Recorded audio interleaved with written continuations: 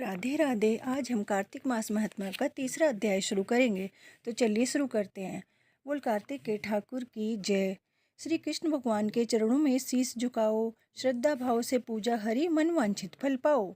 सत्यभामा बोली, आप सभी काल में व्यापक और सभी काल आपके आगे समान है, फिर भी यह कार्तिक मास ही सब मासों में श्रेष्ठ क्यों है? सब तिथियों में एकादशी और सब मासों में कार्तिक मास को ही आप अपना प्रिय क्यों बतलाते हैं? इसका कारण कहिए। भगवान कृष्ण बोले, हे प्रिय, तुमने मुझसे बहुत अच्छी बात पूछी है, मैं तुमको इसका कारण बतलाता हूँ, ध्यान से सुनो।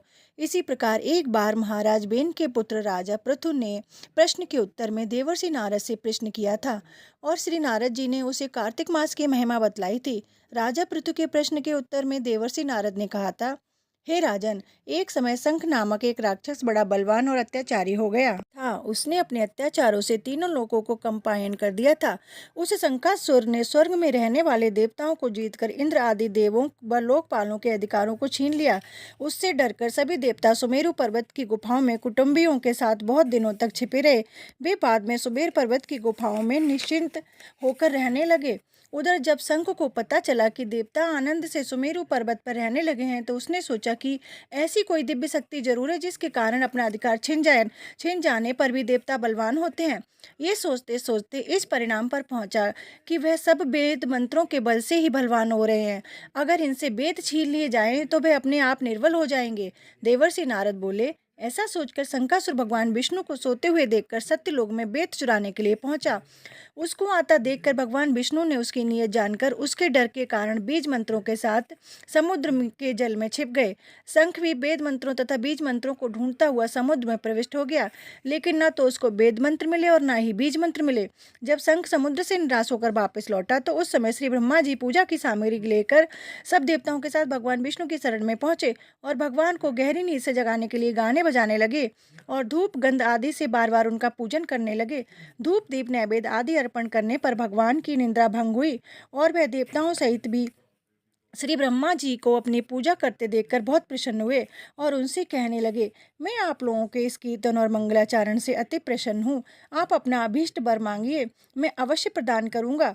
जो मनुष्य आश्विन शुक्ल की एकादशी से देवोत्थनी एकादशी तक ब्रह्म मुहूर्त में उठकर मेरी अर्चना करेगा, वह तुम्हारी तरह प्रसन्न होने के कारण सुख को प्राप्त करेंगे।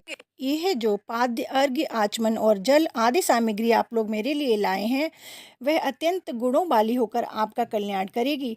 शंख जो वेद चुरा कर ले गया है, वे सबके समुद्र में ही हैं, अतः मैं शंखासुर को मारकर उन्हें ले आता हूँ। आज से मंत्र बीज और वेदों के साथ चारों वेद प्रतिवर्ष कार्तिक मास में जल में विश्राम किया करेंगे। अब मैं मत्स्य का रूप धारण करके समुद्र में जाता हूँ और आप लोग भी ऋषि महर्षियों को साथ लेकर मेरे साथ चलें।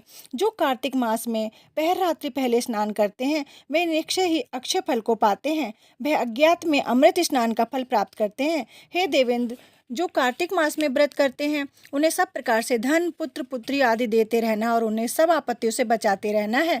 हे धनपति कुबेर, मेरी आज्ञा अनुसार तुम उनका धन दान बढ़ाते रहना, क्योंकि इस प्रकार का आचरण करने वाला प्राणी मेरा रूप धारण करके जीवन मुक्त हो जाता है। जन्म से लेकर मरण पर्यंत जिसने विधि पूर्वक यह उत्तम व्रत कर लिया, वह आप लोगों को भी पूजनीय है। आप लोगों ने मुझे कार्तिक शुक्ल एकादशी तिथि को जगाया है, इसलिए यह एकादशी मान्य है और मुझको बड़ी प्रिय है। हे देवताओं, ये दोनों व्रत नियम पूर्वक करने से प्राणी मेरे समीप पहुंचते हैं।